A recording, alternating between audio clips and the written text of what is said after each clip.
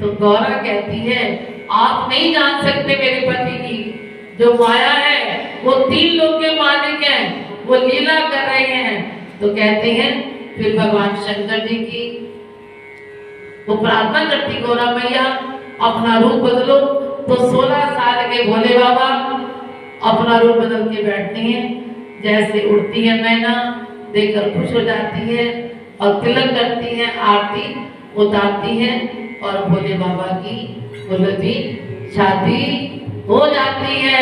बोलो शंकर भगवान की जय, बोलो दुर्गड़ी सरकार की जय।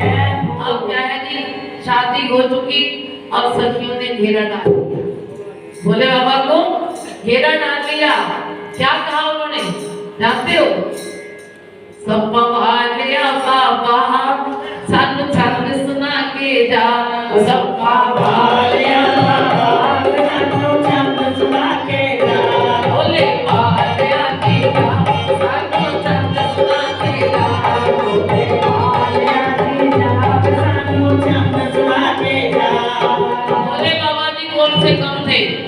शादी विवाह में हंसी मजाक चलता है जी। अब भोले बाबा ने भी कहा अगर आपने छंद सुनते हैं तो ऐसे सुनाने वाला मैं भी नहीं हूँ, है ना। गुरु महाराज को सुंदर सुनाते हैं, छंद परा के आइए जाइए छंदे लगे कोटे, छंद परा के आइए जाइए छंद परा के आइए जाइए छंदे लगे कोटे,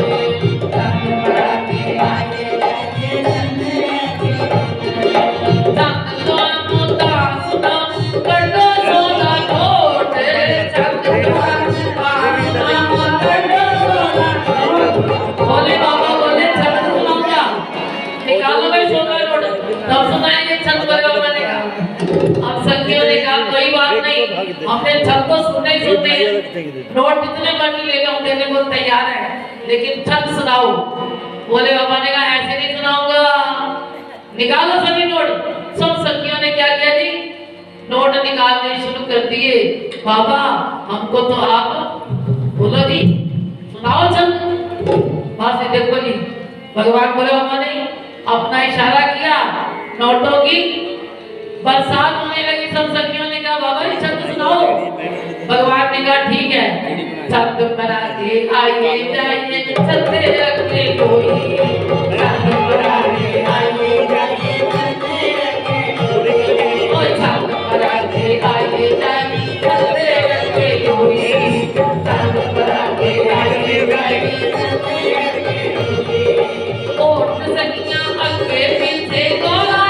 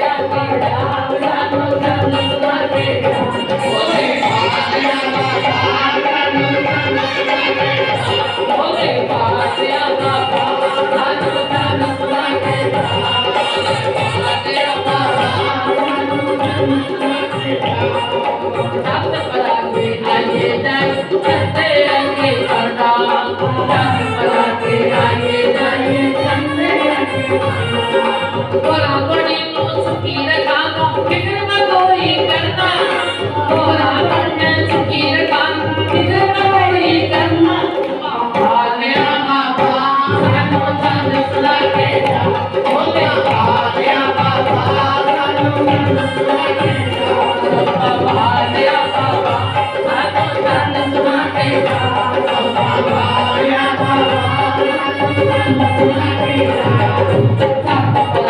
आइए जाइए चलते रखे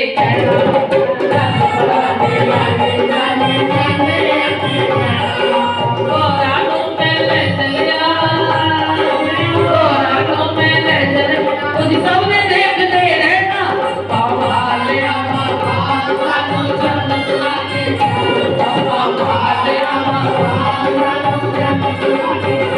बोले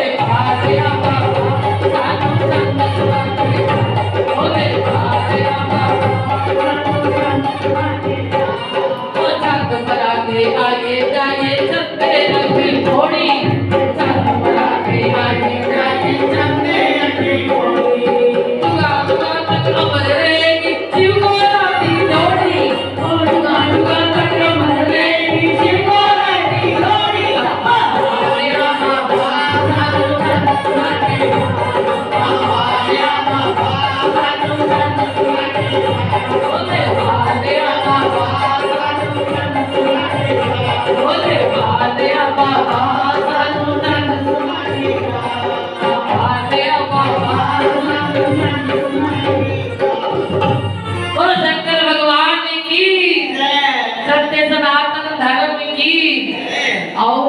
बड़े प्रेम से शिव पार्वती जी की शादी हो गई। उन्होंने विहार किया, कैलाश पर विहार किया, 56 लोग दिखाए भगवान भोलेनाथ ने।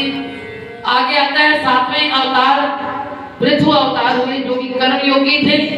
ध्रुव वंश में राजा अंग हुए, अंग के पुत्र बेन हुए, बेन के श्री को रगड़ा राजा पृथु हुए। उन्होंने धरती का दोहन किया।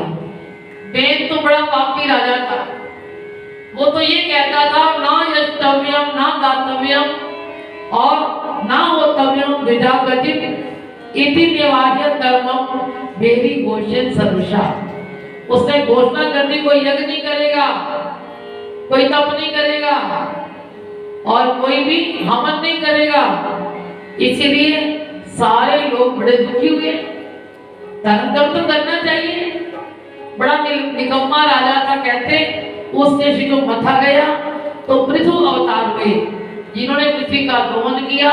पहले लोगों के पास साधन नहीं था, किसका भला, कुछ भी जो होता था वृक्षों पर उसको तोड़ते थे, गरम गरम दरिया निकलता था, सब खा लेते थे, कोई बनाता नहीं था। अब पृथु अवतार ने क्या किया, धरती का दोहन किया, पुरुषार्थ किया, तो धरती के अंदर से खाने निकालेंगे, लोहे की, सोने की, पेट्रोल की, ये जो उगाए जाते हैं आजकल, धरती का दोहन ऐसे किया पृथु भगवान ने। और भगवान का अवतार थे इन्होंने। फिर यज्ञ भी किया। जब यज्ञ करने लगे, सो यज्ञ करने की इच्छा थी, इंद्र को खतरा हो गया, सो यज्ञ करेगा तो ये तो काम खराब कर देगा। उसका घोड़ा चुराकर ले गया उसका बेटा इंद्र का। तो कहते हैं कि ये भागे तो अपना घोड़ा लेकर आए, नाम पड़ गया विदिताश्व। फिर समय यज्ञ पूर्ण नहीं होने दिया। ब्रह्मा जी ने आके समझाया कि तुम्हारे पास तो क्षमा मांगने आ गया, तुम्हारी तो जीत अपने आप हो गई। तो इन्होंने तब किया, तब करके भगवान जी से वरदान मांगने को कहा। भगवान ने कहा तुम वरदान मांगो, क्या मांगते हो।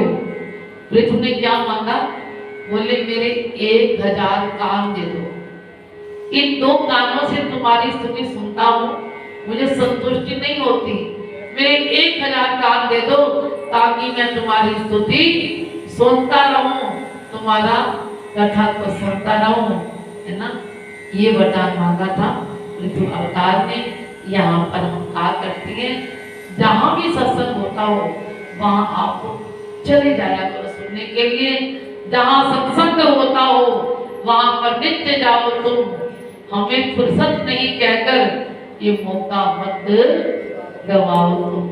ये तो मेरा टाइम ही जानता है ना, घर तो ये याद रखना, जब समय आता है ना, भगवान नहीं देखता तुम्हारे पास वेल है कि नहीं, वो लेके चला जाता है। इसलिए अच्छे काम में कभी भी देरी मत किया करो, क्योंकि कहते हैं पापी से पापी भी सत्संग सुनने से, कथा सुनने से डर जाते हैं। हमने कभी ये बहाना नहीं बनाना, यहाँ इशारा किया है कि विष्णु भगवान ने धरती को कामधेनु की तरह धो लिया। कर्म में बर्बाद नहीं होना चाहिए, पुरुषार्थ होना चाहिए, स्वार्थ नहीं, सेवा भाव होना चाहिए, केवल कामना नहीं, कर्तव्य निष्ठा होनी चाहिए, हर कर्म में सरलता होनी चाहिए, फिर हरि इच्छा, कर्म के फल की इच्छा कभी होनी नहीं चाहिए। आगे बनाता है भगवान मनु के दूसरे पुत्र प्रियव्रत का, उन्होंने बड़े भगत थे, बोले शादी नहीं करनी मैंने। यहाँ तक कहते हैं उन्होंने अपना रथ लेकर रात को भी दिन में बदलने की कोशिश की, तो ब्रह्मा ने मना कर दिया कि भगवान ने सृष्टि बनाई कुछ सोच के बनाई है, तुम ये मत बदलो। कहते जहां रथ तुम आया वो जो गड्ढे थे वो 7 समुद्र बन गए, और जो ऊंचे भाग थे वो द्वीप बन गए। इसलिए 7 समुद्र पार क्या है जी, होते ना जी, मेरा बेटा तो 7 समुद्र पार गया है ना, कहते ना जी। ये समुद्र किसने बनाए थे, राजा पृथु ने बनाए थे। और ऐसा करना, फिर उन्नावी और मेरु देवी की संतान ऋषभ देव जी हुए, जो कि जैनियों के पहले तीर्थंकर हुए। जैन धर्म का उदय इनसे हुआ था। 24 अवतारों में 8वें अवतार हुए। ऋषभ देव के 100 पुत्र हुए थे, जो कि पहले पुत्र थे भरत, उनके नाम से देश का नाम पड़ा भरतखंड। 9 बेटे योगेश्वर हुए, जिन्होंने आगे सुने कि 11वें स्कंद में वो उपदेश देंगे। 9 कहे जी योगेश्वर। इनके एक बेटा होगा जिसने जैन धर्म का प्रचार किया, और उन्होंने खूब कहा अहिंसा परम धर्म है, कि कभी भी किसी को मारना नहीं चाहिए। फिर ऋषभ देव जी ने क्या किया, अपने बेटे भरत को गद्दी पर बिठाकर स्वयं तप करने चले। एक बार क्या हुआ, ऋषभ देव के राज्य में बरसात नहीं हुई, क्योंकि इंद्र ने देखा कि मैं बरसात नहीं करूंगा, देखो क्या करता है। तो ऋषभ देव जी के पास उतनी शक्ति थी, भगवान का अवतार थे, उन्होंने बरसात कर ली। ऋषभ देव जी ने ऐसा जब करते देखा, इंद्र को शर्म आ गई, उसने अपनी बेटी इनको प्रदान कर दी। इंद्र की बेटी जयंती जो थी वो ऋषभ देव को ब्याह दी। तो कहते उनके द्वारा जो संतान हुई, उन्होंने भी क्या किया जी, जैन धर्म का प्रचार किया, भारतवर्ष को महान बताया। इस प्रकार जो भरत थे, बाद में उनको वैराग्य हो गया, और कहते वो अपने बेटों को राज्य देकर जंगल चले गए, महाराजा भक्त बन गए, वहां पर तप कर रहे थे। एक हिरनी आई गर्भवती, वो नदी पार करने लगी, बच्चा बाहर गिर गया, वो नदी में गिर गई। बच्चे को देखकर को दया आ गई। दया करना बुरी बात नहीं है, दया करके बच्चे को उठाया, उसको पानी पिलाया, दूध पिलाया, उसका ध्यान करने लगे। जो खाते उसको भी खिलाते, जो पीते उसे पिलाते, जब सोते उसको पास सुलाते। इतना उस हिरनी के बच्चे से मोह हो गया। कहते हैं एक दिन हिरनों का झुंड आया, बच्चे देखा मेरे साथी आ गए, उनके साथ वो चला गया। जब चला गया, अब शाम को वापस नहीं आया। फिर देखा क्या बात है, वो तो मेरे साथ सोता था, मेरे साथ खाता था। उसके चिंतन में लग गए, भगवान का भजन छूट गया। कहते हैं अंतमति सोगति, जैसा मन में आया, अंतिम समय आया, उनका ध्यान हिरण में ही रहा, तो उनको अगली योनि मिली, हिरण की योनि मिली। जब योनि मिली हिरण की, उनको ध्यान बन आया कि मैंने क्या करना था, क्या कर लिया। चिंतन बना रहा, कुछ खाते नहीं पीते नहीं, जल्दी शरीर छूट गया। हिरण की योनि छूटी, ब्राह्मण कर्मकांडी घर में जन्म हुआ, वहां पर उनका नाम पड़ गया जड़ भरत।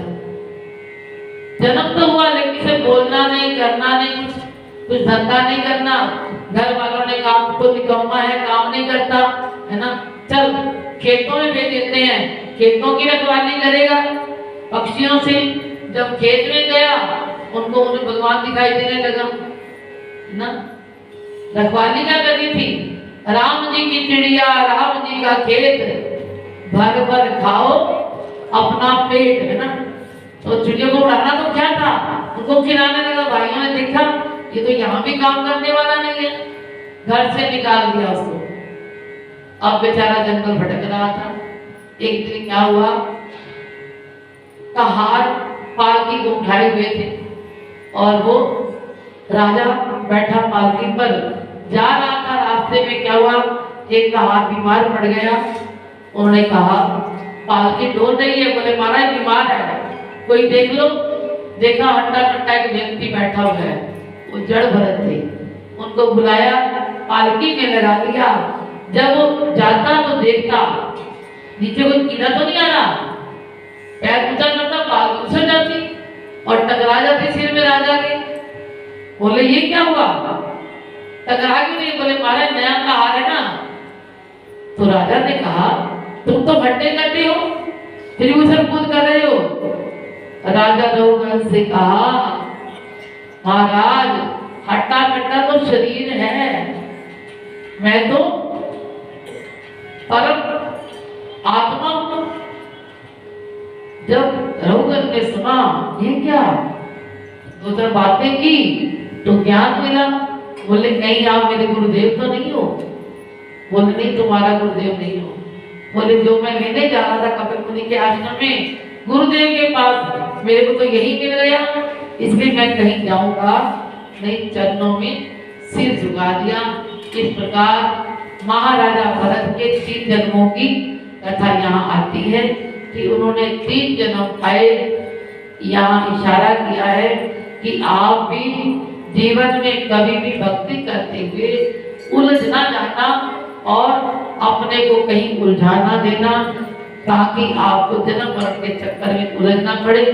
इसीलिए यहाँ इशारा किया है प्यारे। आगे कई घटनाओं का वर्णन आता है। सुकन्या और चमक ऋषि कथा आती है। सुकन्या कौन है, ये राजा की बेटी थी।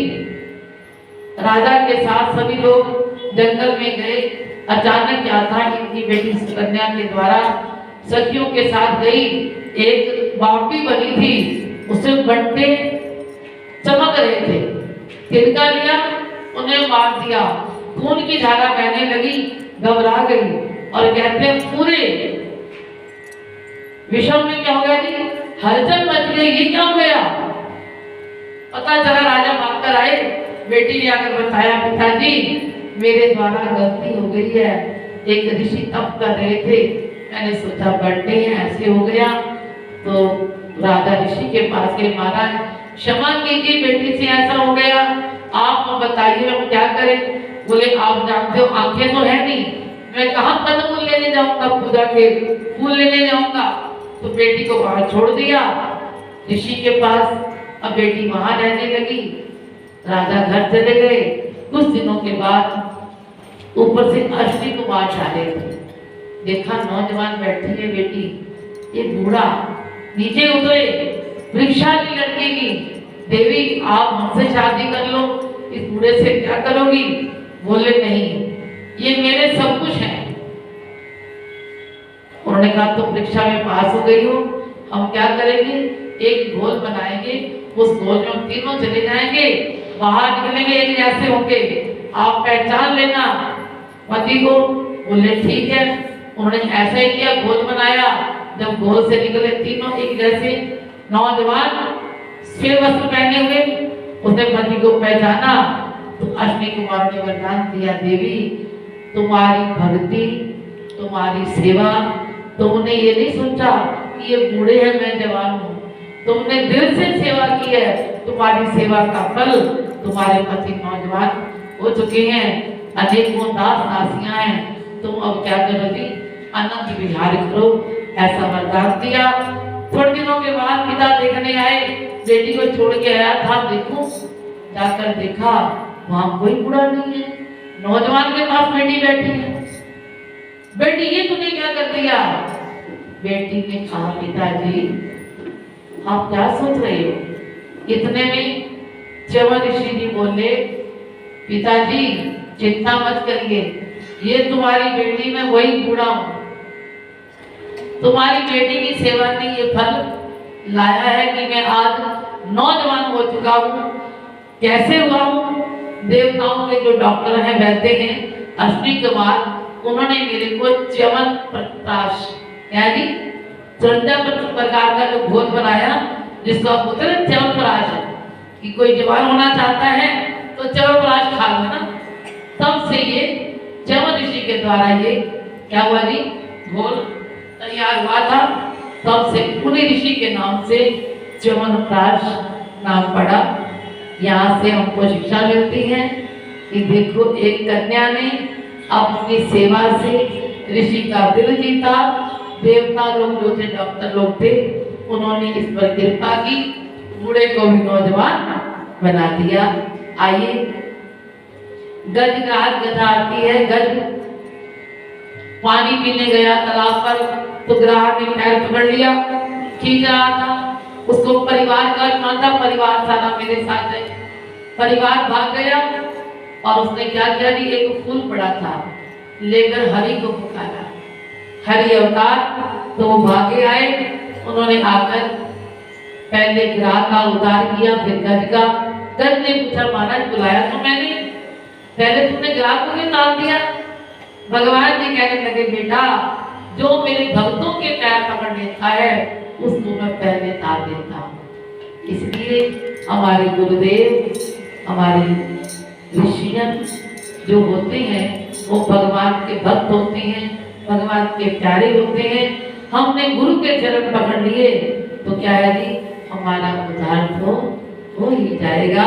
इस प्रकार यहाँ बताया है। अजामिल की कथा आती है कि उन्होंने परमात्मा का नाम बेटे का रखा था नारायण। तो क्या हुआ जी, नारायण नाम जपने से अंत में उनको लेने आ गए भगवान के भक्त आगे लेने के लिए। उधर यमराज के दूत आ गए, वो कहते हमारा है, वो कहते हमारा है। तो कहते हैं फिर भगवान जी ने कहा इसने अंश मेरा नाम लिया है इसलिए ये हमारा ही है। इस प्रकार जो भी नाम लेता है परमात्मा का क्या होता है जी, उसका उद्धार तो होता ही होता है। इसलिए कहते हैं नाम वाले सुखा दे रहते ने, नाम वाले सुखा दे रहते ने, ओ नाम वाले सुखा दे रहते ने, नाम वाले सुखा दे रहते ने। नाम लेते गुरु महाराज जी से है ना, वो संत रूप में अब आए हैं हमारा उद्धार करने के लिए। इसलिए कहते हैं जिसको संत मिलन हो जाता है समझो परमात्मा का दर्शन हो जाता है। जब संत मिलन हो जावे तेरी वाणी हरि गुण गावे, अब इतना समझ लेना अब हरि से मिलन होगा, अब इतना समझ लेना अब हरि से मिलन होगा। नहीं क्रोध किसी पर आए, नहीं क्रोध किसी पर आए, सब मेरी नजर को आए, सब मेरी नजर को आए, अब इतना समझ लेना अब हरि से मिलन होगा, अब इतना समझ लेना अब हरि से मिलन होगा।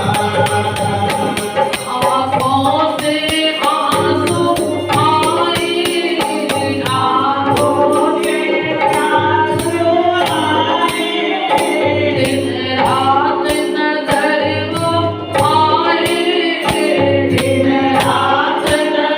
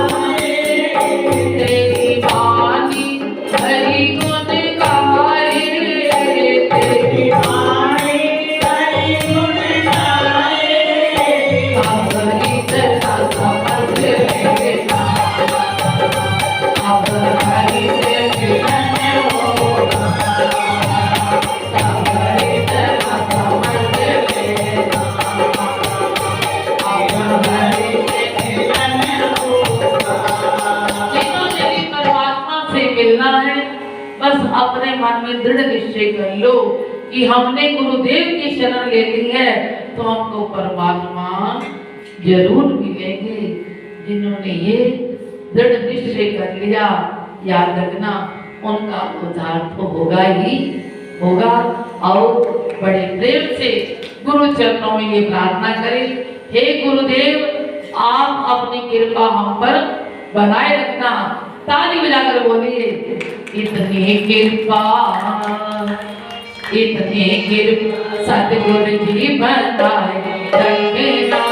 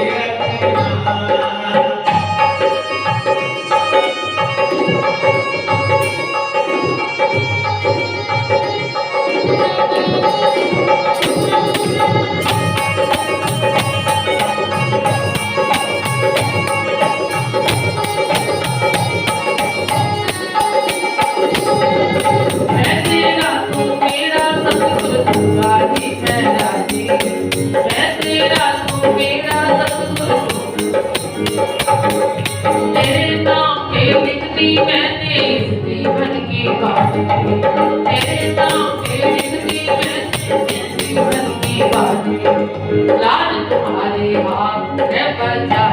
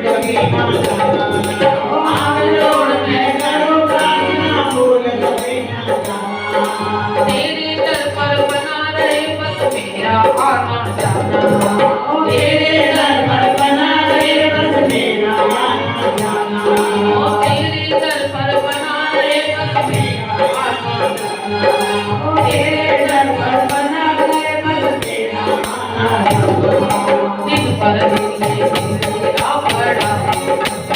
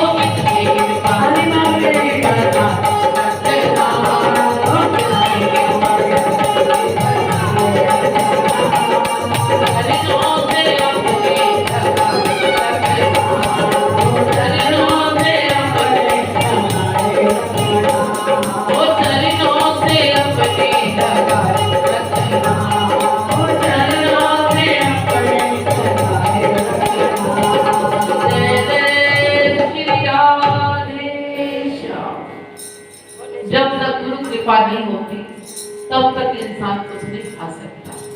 इसलिए आइए अब हम आपको भगवान के 24 अवतारों की कथा सुनाते हैं। पहले अवतार सनक सनंदन सनातन सनत कुमार, जिन्होंने की भक्ति के बेटों का उद्धार करने के लिए कथा सुनाई थी। ये भगवान के पहले अवतार हुए। दूसरे अवतार वराह अवतार हैं, जिन्होंने गिरनाथ का उद्धार किया था, आपने कथा सुनी।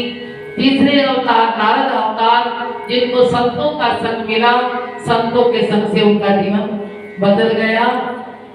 चौथे अवतार है नर और नारायण अवतार, जो कि भगवान कृष्ण और अर्जुन का अवतार थे।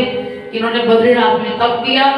बद्री विशाल नाम बड़ा स्थान था जहाँ पर उन्होंने तप किया था। पांचवें अवतार कपिल अवतार, जिन्होंने की सांख्य शास्त्र का उपदेश दिया था अपनी माँ को। और छठे अवतार दत्तात्रेय, जो कि अत्रि और अनसुईया की संतान हुए। और सातवें अवतार यज्ञ भगवान हुए, जिन्होंने यज्ञ परंपरा शुरू की। आठवें अवतार ऋषभ देव जी, नाभि और मरु देवी की संतान है, जिनके 100 पुत्र हुए थे। उन्होंने तप का उपदेश दिया। अहिंसा परमो धर्म, जैनियों के पहले तीर्थंकर भी कहलाए। और 9वें अवतार पृथु अवतार, जिन्होंने पृथ्वी का दोहन किया और तरह तरह की खाने निकाली। 7 समुद्र और 7 द्वीप भी इन्होंने बनाए।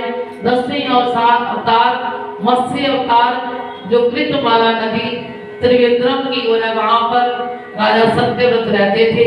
वो स्नान करने गए, उनके हाथ में मछली आ गई। मछली कमंडलों में डाली, वो कमंडलों जितनी हो गई। घर आए, टब में डाला, टब जितनी हो गई। समुद्र में डाला, समुद्र जितनी हो गई। तो उन्होंने पूछा, आप कौन हो? जहां डाल उतना तुरंत धारण कर देते हो, लेकिन हल्के हो, आप कोई ऐसे वैसे नहीं हो। उन्होंने बताया कि मैं मत्स्य अवतार हूँ। अब प्रलय हो जाएगी तो मैं कश्ती लेकर आऊंगा, आप वहां बैठ जाना, आप अगले मनु होंगे। इस प्रकार ये जो थे राजा सत्यव्रत अगले मनु बने। मत्स्य अवतार की स्तुति भी की इन्होंने। सुखदेव जी कहते हैं, परीक्षित, राजा की प्रार्थना सुनकर भगवान ने एक संहिता का निर्माण किया, जिसे पुराण संहिता कहते हैं। पुराणों में एक मत्स्य पुराण है इन्हीं के नाम से। तो ज्ञान का उद्धार करना संसार का मुख्य कर्तव्य था। फिर क्या हुआ जी? समुद्र मंथन हुआ। मंथन में 3 प्रकार के अवतार आते हैं। कच्छप अवतार, जिन्होंने की उस मंथन को अपने नीचे रखा। और धन्वंतरी अवतार हुए, जो उसका कलश लेकर पैदल खड़े हुए थे। और 13 मोहिनी अवतार, भगवान ने मोहिनी अवतार लेकर दैत्यों को शराब पिलाई। और क्या हुआ जी? देवताओं को अमृत पिलाया। 14वें अवतार नरसिंह अवतार हुए, जिन्होंने की प्रहलाद की रक्षा की और हिरण्यकशिपु का वध किया। 15वें अवतार हंस अवतार, ये कहते हैं तुम गुणों के मोती ग्रहण करो। 16वें अवतार हयग्रीव अवतार हैं, जिन्होंने हयग्रीव राक्षस को मारने के लिए हयग्रीव रूप धारण किया था। और 17वें अवतार है वामन अवतार। बड़े ध्यान से सुनेंगे, ये वामन अवतार भगवान ने क्यों लिया, इसका कारण क्या था। परीक्षित ने कहा, महाराज 7वें मनवंतर में होने वाली वामन भगवान की कथा और चलिए सुनाइए कि भगवान ने एक गरीब के समान बलि के पास जाकर 3 पग धरती क्यों मांगी थी। और मांगने पर बलि ने सब कुछ दे दिया, फिर भी भगवान ने उसको अपराधी की तरह पाताल में धकेल दिया। ऐसा क्यों किया? तो बताते हैं कि एक बार देवताओं और असुरों का संग्राम हुआ। इंद्र ने बलि को मार दिया था। भृगुवंशी ब्राह्मणों ने उनको फिर से जीवित कर दिया। बलि ने सोचा मेरे प्राणों की रक्षा ब्राह्मणों ने की है, मैं उनका कृतज्ञ हूँ, इसलिए उन्होंने अपना सब कुछ ब्राह्मणों के चरणों में अर्पित कर दिया। तो ब्राह्मणों ने भी उसकी सब प्रकार से सहायता की। बलि से उन्होंने क्या कराया जी? विश्वजित नाम का यज्ञ कराया कि सारे संसार को तो जीत लेगा। वो यज्ञ कर रहा था तो कहते हैं उसमें क्या हुआ, एक बड़ा सुंदर रथ निकला, सोने से बड़ा हुआ था। शुक्राचार्य ने राजा बलि को शंख दिया उसके बजने से चारों दिशाएं गूंज उठती थी। प्रहलाद ने कमलों की माला दी जो कभी वो जाती नहीं थी। ब्राह्मणों ने स्वस्ति वाचन दिया। बलि ने विशाल सेना लेकर इंद्रपुरी पर चढ़ाई कर दी। बलि ने अमरावती नाम की पुरी पर जब चढ़ाई कर दी, घेर लिया, तो गुरु शुक्राचार्य द्वारा दिया शंख बजने पर सारे देवता डर गए। फिर इंद्र ने अपने गुरु जी के पास पहुंचे और पूछा, महाराज ये विपत्ति आई है, हम क्या करें? तो गुरु जी ने बताया, सुनो, बलि के पास 3 गुण हैं। क्यों? कौन से गुण हैं? बलि ने नीति का छत्र धारण किया हुआ है, उस पर गुरु की बड़ी कृपा है, क्योंकि गुरु ने ही तो उसको शिक्षा दी है ना जी। इसीलिए जिस पर गुरु की कृपा होती है उसका कोई बाल बांका नहीं कर सकता। ये समय दैत्यों के बढ़ने का है। तो इंद्र जो था, देवता सारे झुके रहने लगे, अपना स्थान छोड़ के भाग गए। बलि ने वहां पर क्या कर दिया, अपना अधिकार जमा लिया। तो कहते हैं फिर जो कश्यप की पत्नी थी, पति के पास गई, मेरे बच्चे बड़े दुखी हो रहे हैं, उनका सिंहासन छीन लिया है दैत्यों ने, अब बताओ क्या करें? उन्होंने कहा, देवी इसके लिए आपको व्रत करना पड़ेगा, पयो व्रत करिए। आप 12 दिन केवल दूध पीना है आपने फाल्गुन मास में। उसने ऐसा ही किया, तो करने पर उसको वरदान मिला। क्या? उनको वरदान दिया, प्यारे जो भी आपने वरदान मांगोगी दे दूंगा। उसने बोला कि मेरे बेटों को राज्य वापस कराओ। उन्होंने कहा, देखो राज्य मिलने वाला तो नहीं है, लेकिन मैं कोशिश करूंगा। तुमने व्रत किया है मेरा, चाहे बामन बन के क्यों ना हो। कहते हैं दान मांगने के लिए बामन बने छोटे बनना पड़ता है, बड़े बन के दान नहीं मांगना चाहिए। दान मांगा तो भगवान ने इशारा किया है कि मैं भी धरती पर अगर दान मांगूंगा तो छोटा बनकर मांगूंगा। वो बामन का रूप धारण करके आए और उन्होंने जाकर बलि जहाँ यज्ञ कर रहा था, वहाँ शुक्राचार्य जी पूजन करवा रहे थे, वहां पहुंचे, आवाज दी विश्राम देही, तो लोग भागे आए, ब्राह्मण लोग, आओ क्या चाहते हो? बोले स्वामी को बुलाओ पहले। उनसे लेके उन्होंने मांगा कि बताओ आप क्या लोगे? बोले 3 पग झट्टी चाहिए। बलि ने कहा, महाराज अगर आप आए हो केवल 3 पग झट्टी, इतना छोटा सा दान जो मंगो में देने को तैयार। बोले हम संतोषी ब्राह्मण हैं, ज्यादा नहीं मांगते। तो क्या किया जी उन्होंने? वो मांगने के जब खड़े हुए संकल्प कर लिया, तो भगवान जी ने क्या किया जी, उनकी नजरों में ऐसी शक्ति दे दी, पहले ही पग में पूरी धरती को नाप लिया, दूसरे पग में स्वर्ग को नाप लिया। बोले बलि बताओ मैं तीसरा पैर कहाँ रखूं? बोले महाराज मेरे सिर माथे पे रखो। हाँ, सिर माथे पे। उन्होंने चरण को सिर पे रखा, पाताल में धकेल दिया। बोले जब तक अगला चुनाव नहीं होता तुम क्या है जी, पाताल में रहोगे।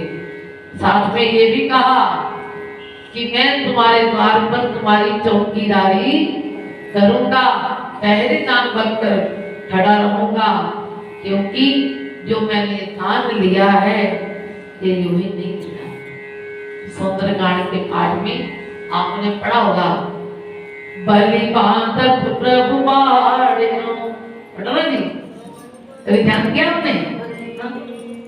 बलि बांधत प्रभु बाड़िनो, बड़ा सुंदर वर्णन आता है कि भगवान कैसे 3 पग धरती लेते हैं और कैसे वो छोटे हो जाते हैं। तो एक दिन क्या है कि लक्ष्मी जी देखती हैं मेरे प्रभु आए नहीं, पूछा, उन्होंने कहा वो तो पाताल में चौकीदारी कर रहे हैं बलि की। तो लक्ष्मी जी खुद जाती हैं बलि के द्वार पर और क्या कहती हैं जी, तेरी कोई बहन नहीं, मेरा कोई भाई नहीं, मैं राखी मांगूंगी। राखी मांगी। बलि ने पूछा, बहन जी बताओ आप क्या लेना चाहती हो? बोले मुझे तो कुछ नहीं चाहिए, क्योंकि तुम्हारा सब कुछ तो लुट चुका है। एक पग में, दो पग में, है ना? तुम्हारे पास है क्या जो मेरे को दोगे? ये चौकीदार है ना जो, वो मेरे को दे दो, और कुछ नहीं चाहिए। तो सावन की पूर्णिमा के दिन लक्ष्मी जी अपने पति नारायण को छुड़ा कर लाई थी, और तब से ये राखी का त्योहार बड़े धूमधाम से मनाया जाता है। आओ बड़े प्रेम से सुनेंगे। भगवान वामन जी भिक्षा लेने आए, और कैसे भिक्षाए? तो भगवान की, तुम सत्य दरबार की, तेरे द्वार खड़ा भगवान,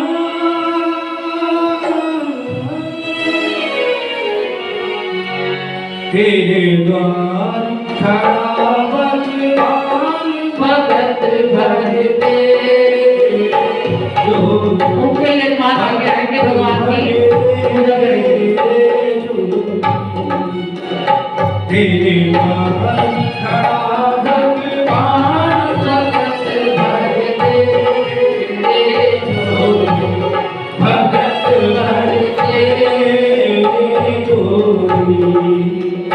तेरा होगा बड़ा एहसान, कि जुग जुग तेरी रहेगी शान, भगत भरते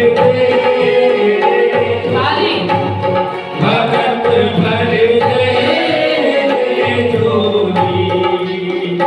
तेरे द्वार खड़ा भगवान, भगत भरते जोड़ी।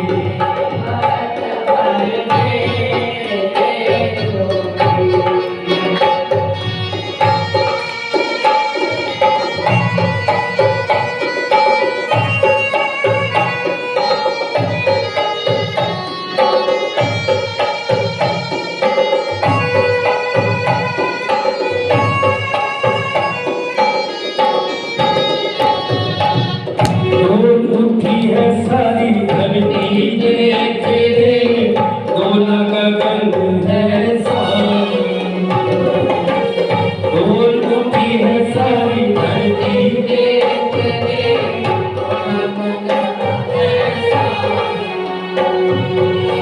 भीख मांगने आया तेरे, जगत का पालनहार, जगत का पालनहार। मैं आज तेरा मेहमान, कर ले मुझसे क्या पहचान, भगत भरते जोड़ी, भगत भरते जोड़ी। तेरी द्वार खड़ा भगवान, भगत भरते जोड़ी, भगत भरते जोड़ी।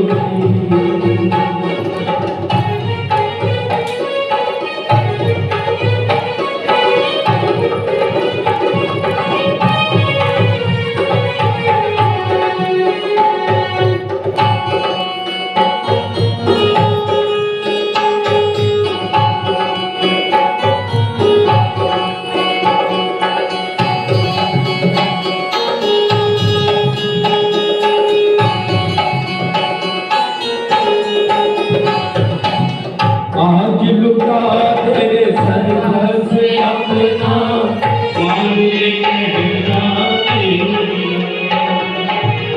आज लुटा तेरे सर से अपना, मान ले कहना तेरी। मिट जाएगा कहीं में तेरा, जन्म जन्म का फेरा जन्म जन्म का। तू छोड़ सकल अभिमान, हमारी कर ले तू अपना, भगत भरते जोड़ी, भगत भरते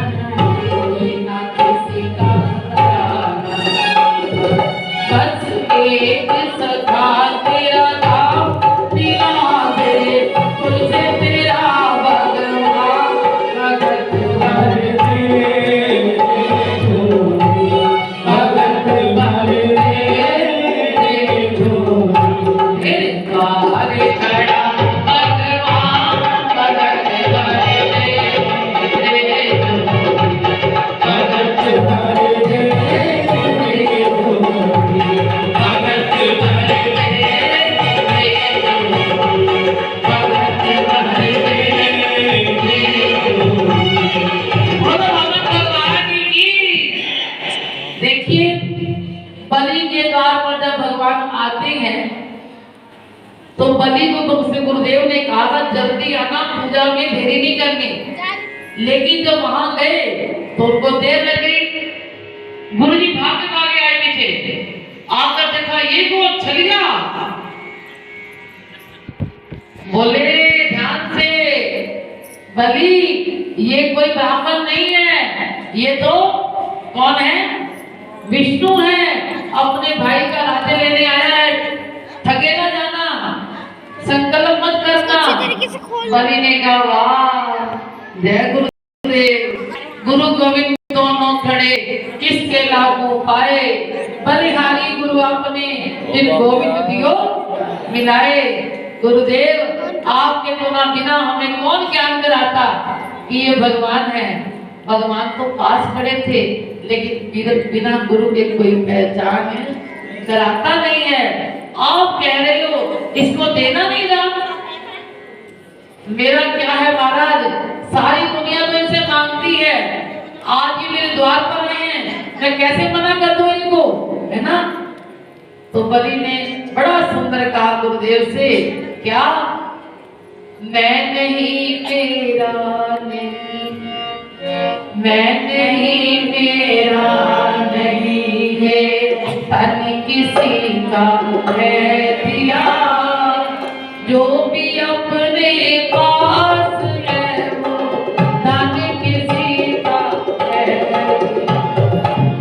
मैं नहीं मेरा नहीं है, तन किसी का है दिया, जो भी अपने पास है वो तन किसी का है दिया। बताओ ये जो हमारे पास धन है वो किसने दिया है? परमात्मा ने तो दिया है। हम अच्छे काम में लगा रहे हैं, हमारा नहीं है, किसका है जी? बोलो। परमात्मा ने दिया है तो हम लगा रहे हैं। कई लोगों के पास करोड़ों होते हैं लेकिन वो दान नहीं कर सकते। भगवान ने दिया है तो दान कर रहे हो, बड़ा अच्छा काम कर रहे हो। तो बलि क्या कहता है? देने वाले ने दिया वो भी दिया किस शान से, मेरा है ये लेने वाला कह उठा अभिमान से। मैं और मेरा कहने वाला, मैं और मेरा कहने वाला, तन किसी का है दिया, जो भी अपने पास है वो तन किसी का है दिया। दूसरी बात कही बलि ने, महाराज आप मना कर रहे हो, जो मिला है वो हमेशा पास रह सकता नहीं, जो मिला है वो हमेशा पास रह सकता नहीं, कब बिछुड़ जाए कोई ये राज कह सकता नहीं। जिंदगानी का हीरा, जिंदगानी का हीरा, भगवान किसी का है दिया, जो भी अपने पास है वो तन किसी का है दिया। मैं नहीं मेरा नहीं, तन किसी का है दिया, जो भी अपने पास है वो तन किसी का है दिया। तीसरी बात कही, ध्यान से सुनना, जग की सेवा खोज अपनी, क्या रे? जग की सेवा खोज अपनी, प्रीत उससे कीजिए, जिंदगी का राज है ये जान कर लीजिए। साधना किया तन किसी का है दिया, साधना किया तन किसी का है दिया, जो भी अपने पास है वो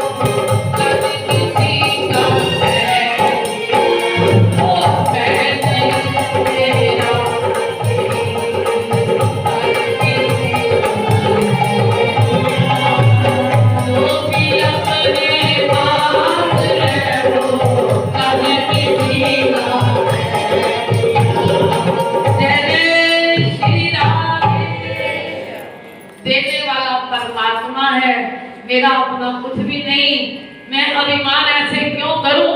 तो बलि ने क्या किया जी, ऐसे मौके पर गुरु जी की बात ना सुनकर भगवान जी को 3 पग धरती का संकल्प दे दिया और भगवान जी लेकर आनंदित हुए तो पाताल में धकेल दिया। और बड़े प्रेम से अंतिम भाई ने गाकर वाणी को विराम देंगे। हरिवा मन का रूप बनाया, राजा बलि को छलने आया। हरिवा मन का रूप बनाया, राजा बलि को छलने आया। हरिवा मन का रूप बनाया, राजा बलि को छलने आया।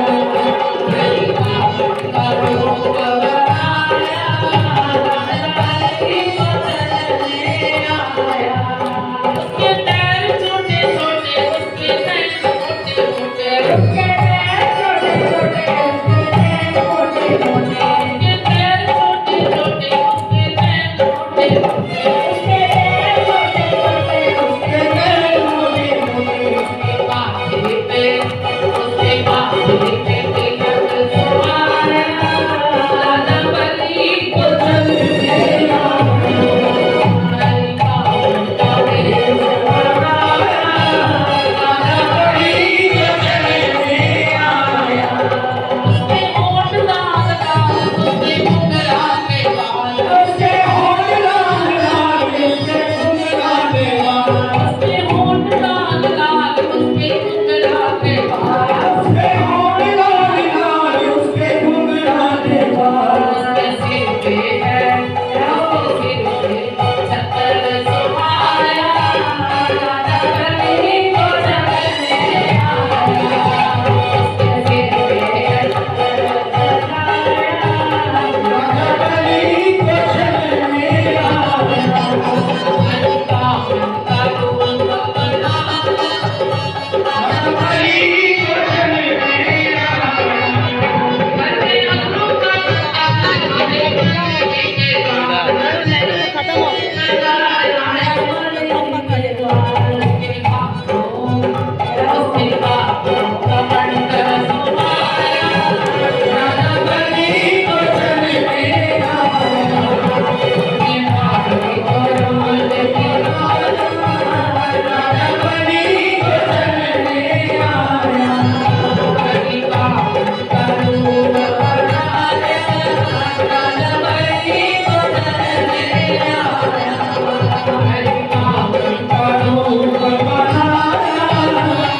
बलि